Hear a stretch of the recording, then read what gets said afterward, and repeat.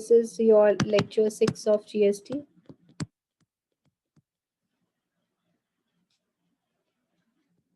And we are discussing chapter 2, overview of GST.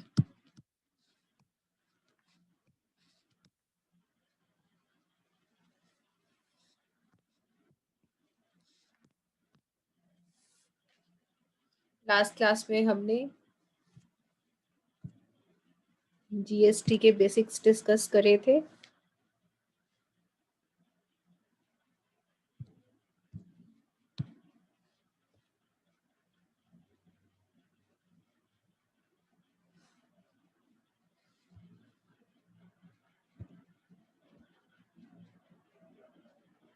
देखिए, ये था हमारा लास्ट लेक्चर। लेक्चर 5 में हमने डिस्कस किया था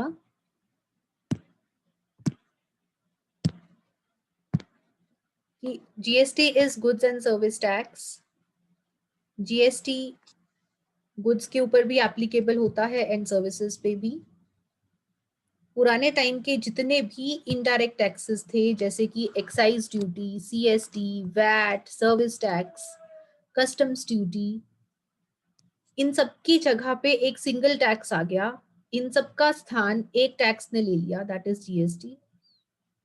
ये सिंगल टैक्स है जो कि सारी स्टेजेस पर लगता है। और स्टेजेस कौन से हैं? मैन्युफैक्चरर से लेकर फाइनल कंज्यूमर तक, मैन्युफैक्चरर से होलसेलर, होलसेलर से रिटेलर, रिटेलर से फाइनल कंज्यूमर, सारे स्टेजेस पर एक ही टैक्स लगता है। One type of tax is levied on all stages, that is GST. और कितना जीएसटी पे करना है? जो आप गुड्स सेल कर रहे हैं या मैन्युफैक्चर कर रहे हैं, दैट इज आपका जो आउटपुट है, आपके जो फिनिश्ड गुड्स हैं जो आप सेल कर रहे हैं, उसके ऊपर जितना जीएसटी आपने अपने कस्टमर से कलेक्ट किया है वो आपको गवर्नमेंट को पे करना है। और माइनस क्या हो जाता है?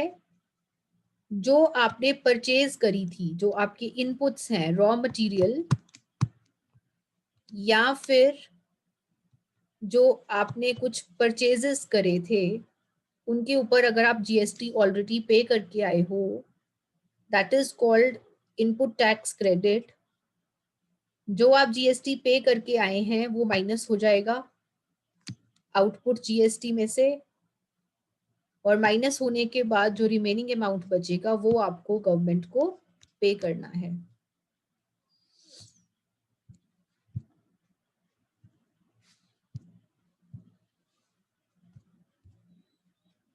उसके बाद हमने डिस्कस किए थे एलिमेंट्स ऑफ जीएसटी, जिसमें हमने फर्स्ट एलिमेंट डिस्कस किया था that GST is a comprehensive tax levy. सारे स्टेजेस के ऊपर एक ही सिंगल टाइप ऑफ टैक्स लगता है, दैट इज जीएसटी। वो जो मल्टीपल टैक्सेस थे, एक्साइज ड्यूटी, सीएसटी, वैट, वो सब खत्म हो गए। जितने भी पुराने इनडायरेक्ट टैक्सेस थे उनका स्थान ले लिया, उनको सब्सटीट्यूट कर दिया जीएसटी ने। जैसे कि एक्साइज ड्यूटी मैन्युफैक्चर पे लगता था, अगर आप कोई गुड्स बनाते थे उसके ऊपर एक्साइज ड्यूटी लगती थी। सीएसटी, सेंट्रल सेल्स टैक्स, जो कि एक स्टेट से दूसरी स्टेट में अगर आप सामान सेल करते थे तो लगता था। वैल्यू एडेड टैक्स, जो कि एक स्टेट से उसी स्टेट में अगर आप सामान सेल करते थे तो टैक्स लगता था। और सर्विस टैक्स लगता था सर्विसेज के ऊपर। एंड देन कस्टम्स ड्यूटी जो लेवी करी जाती थी एक्सपोर्ट या इंपोर्ट के ऊपर। इन सभी इनडायरेक्ट टैक्सेस को खत्म करके अब एक ही टैक्स आ गया है, दैट इज जीएसटी।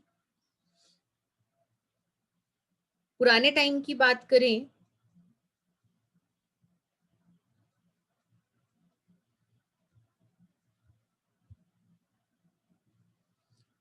पुराने टाइम की बात करें तो जब एक मैन्युफैक्चरर होलसेलर को सामान सेल करता था तो वो एक्साइज ड्यूटी और सीएसटी पे करता था। होलसेलर रिटेलर को सेल करता था तो वैट या सीएसटी पे करता था। और रिटेलर अगर कंज्यूमर को सेल करता था तो कंज्यूमर से वैट और सीएसटी कलेक्ट करता था। अब ये सब खत्म हो गए हैं टैक्सेस, और अब हर स्टेज के ऊपर एक ही टैक्स लगता है, that is GST, GST, GST. ये तीन एलिमेंट्स हम डिस्कस कर चुके थे। आज जो हमने डिस्कस करना है वो है दो और एलिमेंट्स जीएसटी के। देखते हैं कि और दो एलिमेंट्स कौन से हैं।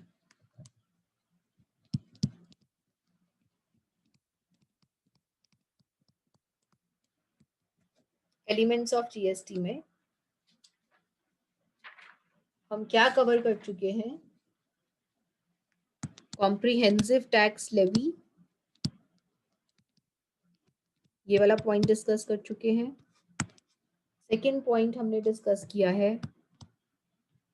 सब्स्टिट्यूट ऑल इनडायरेक्ट टैक्सेस, सभी इनडायरेक्ट टैक्सेस का स्थान इसने ले लिया है।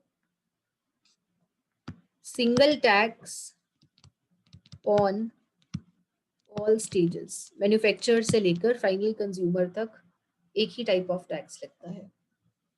और जो दो हमने पॉइंट्स डिस्कस करने हैं उसमें फर्स्ट है tax on value addition and it removes cascading effect. थोड़ी सी हैवी टर्म है, इट रिमूव्स कैस्केडिंग इफेक्ट।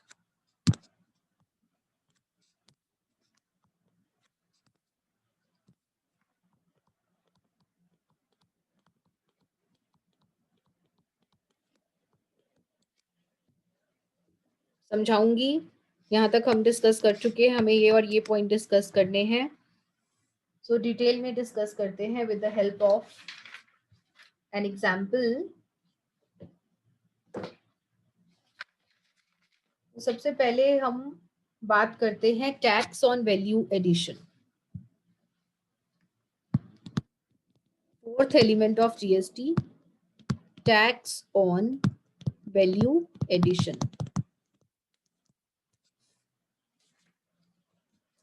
देखिए बच्चे,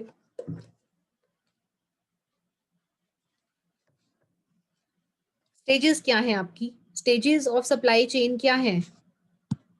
सबसे पहले मैन्युफैक्चरर गुड्स को मैन्युफैक्चर करता है, मैन्युफैक्चर करके होलसेलर को सेल करता है, होलसेलर आगे रिटेलर को सेल करता है and retailer sells these goods to the final consumer.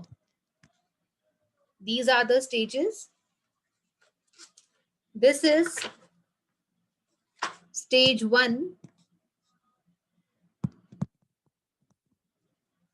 This is stage 2 and this is stage 3. Example लेते हैं कि किस तरह से आपका जीएसटी का स्ट्रक्चर चलता है। बहुत ही ध्यान से देखिए, बेस चल रहा है आपका जीएसटी का। यहाँ पे अगर आपको समझ में ना आया तो आगे बहुत प्रॉब्लम आएगी। सबसे पहले हम फर्स्ट स्टेज की बात करते हैं, और फर्स्ट स्टेज कौन सा है? मैन्युफैक्चरर टू होलसेलर, इस स्टेज की बात करते हैं। मैन्युफैक्चरर क्या करेगा? मैन्युफैक्चर रॉ मटेरियल यूज करेगा। गुड्स को मैन्युफैक्चर करने के लिए, गुड्स को बनाने के लिए, अगर हमने जैसे कल पेन का एग्जाम्पल लिया था, तो पेन के केस में मैंने आपको डिस्कस किया था रॉ मटेरियल क्या है? Plastic, ink, steel, this is raw material. जो मैन्युफैक्चरर है, जब वो ये रॉ मटेरियल यूज करेगा, रॉ मटेरियल परचेज करेगा जिस टाइम पे, उस टाइम पे ये कुछ टैक्स पे करके आया होगा, जीएसटी पे करके आया होगा। जो रॉ मटेरियल उसने परचेज किया, मान लीजिए वो 1000 रुपए का था, 1000 रुपीज का था, और मैन्युफैक्चरर ने उसमें कुछ वैल्यू एडिशन किया। What is value addition? क्या प्लास्टिक अगर हम ऐसे ही, मैन्युफैक्चरर अगर प्लास्टिक ऐसे ही कस्टमर को दे दे, क्या वो पेन बन पाएगा? नहीं बन पाएगा। तो जो प्लास्टिक, इंक या स्टील है, जो रॉ मटेरियल है, प्लास्टिक, इंक, स्टील, इनकी शेप चेंज करनी पड़ेगी, इनको कोई ना कोई रूप देना पड़ेगा। जब इनको रूप देता है मैन्युफैक्चरर, उसको कहते हैं वैल्यू एडिशन। आप प्लास्टिक, इंक और स्टील को कंबाइन करके एक प्रोडक्ट बना रहे हैं, दैट इज पेन, और पेन का अपना एक मूल्य है, उसका एक काम है। अगर आप प्लास्टिक को ऐसे ही यूज करें तो आप उसको पेन की तरह इस्तेमाल नहीं कर सकते। तो मैन्युफैक्चरर क्या करेगा, ये जो रॉ मटेरियल या फिर ये जो इनपुट्स हैं, इसको इस तरह से कंबाइन करेगा, इस तरह से चेंज करेगा जिससे कि इनकी वैल्यू इंक्रीज होगी। This is known as value addition. अब वैल्यू एडिशन वो कैसे करेगा, इनके ऊपर लेबर खर्च करेगा, इनको मशीनरी में डालेगा, इनके ऊपर अलग अलग तरह के टूल्स यूज करेगा, जिससे कि ये जो इनपुट्स हैं वो पेन का रूप ले लें। तो ये सब मैन्युफैक्चरिंग करने के लिए उसकी जो कॉस्ट आई वो आई 200 रुपीज। इनपुट्स को पेन में कन्वर्ट करने के लिए जो मैन्युफैक्चरर की cost I that is 200 rupees. That is उसने कितने का वैल्यू एडिशन किया, 200 का वैल्यू एडिशन किया। अकॉर्डिंगली उसका टोटल खर्चा कितना पड़ गया, 1000 रुपए तो उसने इनपुट्स के लिए पे करे और 200 रुपए उसने अपनी फैक्ट्री में खर्च करे। ये खर्च करने के बाद उसका टोटल खर्चा हो गया 1200 रुपीज का। फिर उसने क्या किया, ये जो सामान है मैन्युफैक्चरर ने, ये 1200 रुपीज के जो पेन्स थे ये होलसेलर को सेल कर दिए। जब ये होलसेलर को पेन सेल करेगा तो होलसेलर से टैक्स कलेक्ट करेगा, जीएसटी कलेक्ट करेगा। मान लीजिए जीएसटी का रेट है 10%, तो ये क्या करेगा, 1200 का 10% दैट इज 120 रुपीज ये होलसेलर से कलेक्ट कर लेगा। जिसको सेल करते हैं उससे ही कलेक्ट करते हैं हम जीएसटी। तो जब मैन्युफैक्चरर ने होलसेलर को ये 1200 रुपए का सामान सेल किया तो 1200 के साथ साथ उसने 120 रुपीज जीएसटी के लिए भी कलेक्ट कर लिए जी। और जो आईटीसी था, इनपुट टैक्स क्रेडिट, जिसकी बात मैंने आपसे करी थी कि जब मैन्युफैक्चरर ने ये इनपुट्स खरीदे होंगे तो उसने भी कुछ ना कुछ जीएसटी पे किया होगा। मान लीजिए इन इनपुट्स के ऊपर कोई जीएसटी नहीं था, इस स्टेज पर हम कोई जीएसटी नहीं लेते, तो मैन्युफैक्चरर को कोई एडवांटेज नहीं मिला, वो कोई जीएसटी पे करके नहीं आया था। तो नेट जीएसटी कितना हुआ जो कि पे करना पड़ेगा मैन्युफैक्चरर को, 120 रुपीज का जीएसटी पे करना पड़ेगा, 120 का 120 पे करना पड़ेगा। उसको आईटीसी कोई नहीं मिला, एज्यूम कर लीजिए कि उसने इन इनपुट्स के ऊपर, इस रॉ मटेरियल के ऊपर कोई जीएसटी पे नहीं किया था। अब आते हैं हम सेकेंड स्टेज पर। सेकेंड स्टेज है आपकी होलसेलर टू रिटेलर वाली। अब देखिए ये जो होलसेलर ने 1200 रुपए का सामान खरीदा, ये इसके लिए इनपुट बन गया। जो एक के लिए आउटपुट है, मैन्युफैक्चरर के लिए आउटपुट है, वो दूसरे के लिए इनपुट बन जाएगा। ये 1200 रुपए का इनपुट इसने खरीदा होलसेलर ने, और इसमें उसने कुछ चेंजेस करे या फिर अपना प्रॉफिट ऐड किया, तो वैल्यू एडिशन करी 300 रुपए की। टोटल वैल्यू कितनी हो गई सामान की, 1500 रुपीज। इन 1500 रुपीज का सामान इसने सेल कर दिया रिटेलर को। जब रिटेलर को सेल करेगा तो ये रिटेलर से जीएसटी कलेक्ट करेगा। जीएसटी का रेट कितना है, 10%। इसका 10% कितना 150। अब इसको आईटीसी मिलेगा, यस। कितना आईटीसी ये ऑलरेडी पे करके आया है, ये देखिए 120 रुपीज का आईटीसी पे करके आया ये पहले से। ये जीएसटी पे करके आया 120 रुपीज, किसको पे करके आया, मैन्युफैक्चरर को। ये 120 रुपीज जो ये ऑलरेडी पे कर चुका है, इसका इसको बेनिफिट मिल जाएगा। और 150 रुपीज की जगह इसको सिर्फ 30 रुपीज जीएसटी पे करने पड़ेंगे। This is the second stage. अब चलते हैं हम थर्ड स्टेज पर। थर्ड स्टेज है रिटेलर टू फाइनल कंज्यूमर। ये 1500 रुपीज का सामान जो इसने खरीदा है, ये इसके लिए इनपुट बन जाएगा।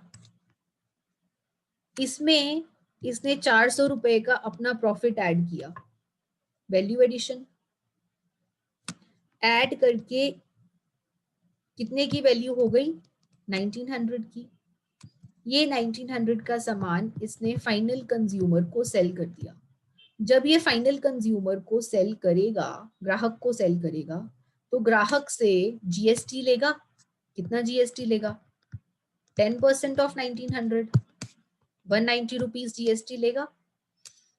ये इसको गवर्नमेंट को पे करना है 190 रुपीज। किसने पे करना है, रिटेलर ने पे करना है। कलेक्ट किससे किया, कंज्यूमर से किया। लेकिन ये पहले भी तो पे करके आया है 150 रुपीज। किसको पे करके आया ये 150 रुपीज, ये होलसेलर को पे करके आया 150 रुपीज। तो ये 150 रुपीज जीएसटी जो ये होलसेलर को पे करके आया है, उसका इसको बेनिफिट मिल जाएगा। और 190 रुपीज की जगह इसको सिर्फ 40 रुपीज जमा करवाने पड़ेंगे जीएसटी में। ठीक है। सो कहने का मतलब क्या है, कहने का मतलब ये है कि जो जीएसटी है वो सिर्फ और सिर्फ वैल्यू एडिशन पर ही लगता है। जो आप जीएसटी ऑलरेडी पे कर चुके हैं उसका बेनिफिट मिल जाता है, तो अल्टीमेटली टैक्स किसके ऊपर लगा, वैल्यू एडिशन पे।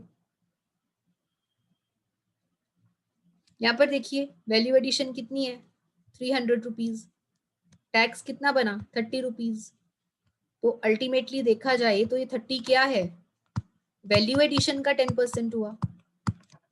यहाँ पर देखिए वैल्यू एडिशन कितनी है 400, और टैक्स कितना पे हुआ है अल्टीमेटली 40 रुपीज। कैसे निकला ये 400 का 10%। तो अल्टीमेटली देखा जाए ये जो टैक्स लगता है जीएसटी, ये अल्टीमेटली वैल्यू एडिशन पर ही लगता है।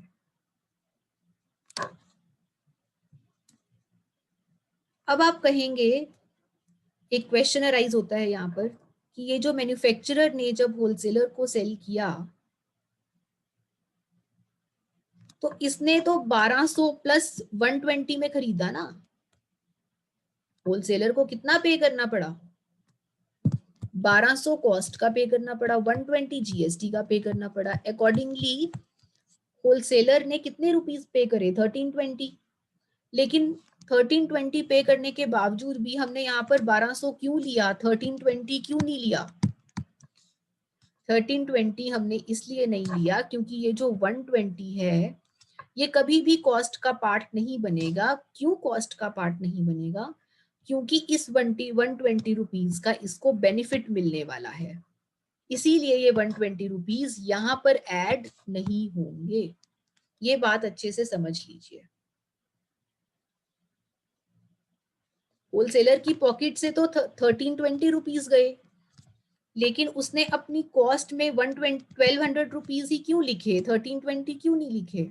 इसलिए नहीं लिखे क्योंकि ये जो 120 रुपीज हैं ये इसकी कॉस्ट का पार्ट बनेगा ही नहीं कभी, क्योंकि इस 120 रुपीज का इसको एडवांटेज मिलेगा। ये तो इसको वापस मिल जाएंगे, ये देखो यहाँ पे वापस मिल तो गए।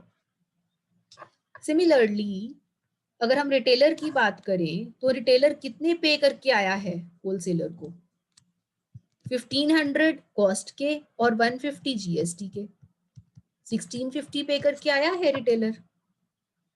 लेकिन वो अपनी वैल्यू कितने की ले रहा है 1500 की ले रहा है, 1650 की क्यों नहीं ले रहा, क्योंकि ये जो 150 है ये इसको बाद में वापस मिल जाएंगे, और जो चीज आपको वापस मिल जाएगी वो आपके खर्चे का हिस्सा कभी नहीं बनती। तो इसका खर्चा अल्टीमेटली कितना होगा, 1500 ही होगा। ये 150 तो इसको बाद में वापस मिल जाएंगे। ये आपका पूरा कंसेप्ट है वैल्यू एडिशन का।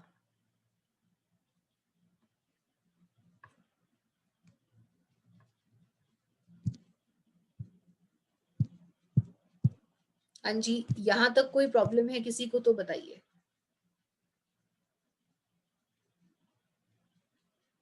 Any problem till here?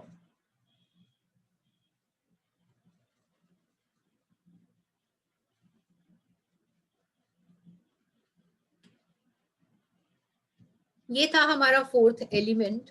Now fifth element is remove cascading effect.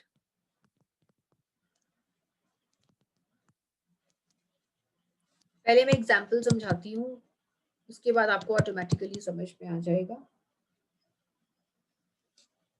हम ओल्ड इनडायरेक्ट टैक्स की बात करते हैं, जो पहले लगता था, ओल्ड इनडायरेक्ट टैक्सेस, और फिर हम बात करेंगे जीएसटी की।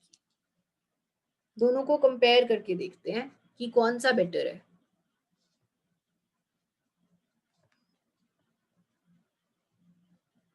This is manufacturer. मैन्युफैक्चरर ने गुड्स प्रोड्यूस करे 10,000 के। पहले मैन्युफैक्चरर जो था वो एक्साइज ड्यूटी पे करता था, तो अकॉर्डिंगली एक्साइज ड्यूटी उसने चार्ज करी 12.5% की। एज्यूम कर लीजिए कि 12.5% की एक्साइज ड्यूटी थी, तो 10,000 का 12.5% आपका बन गया 1250। तो जो मैन्युफैक्चरर आगे सेल करता था गुड्स, उसका प्राइस क्या लगाता था वो, 11,250। ये तो एक्साइज ड्यूटी मैन्युफैक्चर के ऊपर लगी, साथ ही साथ जब वो सेल करता था तो उसको सेल्स ड्यूटी भी पे करनी पड़ती थी। और सेल्स ड्यूटी क्या होती है, सेंट्रल सेल्स टैक्स थी पहले, सीएसटी लगता था। सीएसटी का रेट है 2%, तो ये 2% लग जाता था 11,250 के ऊपर, इसके ऊपर 2% लगता था। और अकॉर्डिंगली 2% इसका 225 रुपीज एड करके जो होलसेलर था वो कितने में बेचता था, 11,475 में बेचता था गुड्स को। अब हम बात करते हैं जीएसटी की। जीएसटी में प्राइस आप वही ले लीजिए, 10,000 हमने कंपेयर करना है ना, सेम लेना पड़ेगा। अब जीएसटी के टाइम पे एक्साइज ड्यूटी हमारी खत्म हो गई, कोई एक्साइज ड्यूटी नहीं है, तो प्राइस 10,000 का 10,000 रहा। और सीएसटी की जगह क्या लग गया, जीएसटी लग गया सीएसटी की जगह। मान लीजिए कि जो जीएसटी का रेट है दैट इज 14.5%, तो 10,000 का 14.5% आपका निकल के आया 1450। तो जो सेल प्राइस है, अगर हम जीएसटी की बात करें, वहां पे सेल प्राइस कितना है, 11,450। अब देखिए कौन सा टैक्स बेनिफिशियल है, पुराना सिस्टम ठीक था या जीएसटी ठीक है? जीएसटी अच्छा है, क्योंकि जीएसटी में जो सेल प्राइस है वो कम निकल के आता है, जो कि कंज्यूमर के लिए फायदेमंद है। लेकिन क्या चक्कर है, किस वजह से ये जो टैक्स है ये ज्यादा बन रहा है, यहाँ पर क्यों ज्यादा बन रहा है?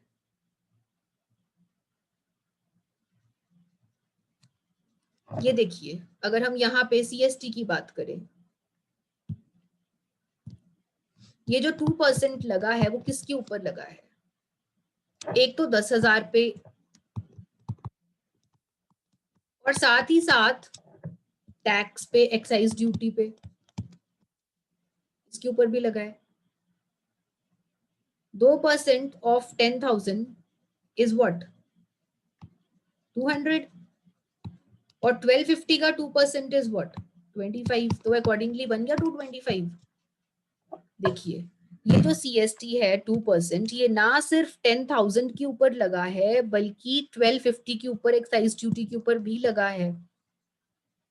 तो इस टैक्स के ऊपर फिर से टैक्स लग गया, इस टैक्स के ऊपर फिर से 2% लग गया।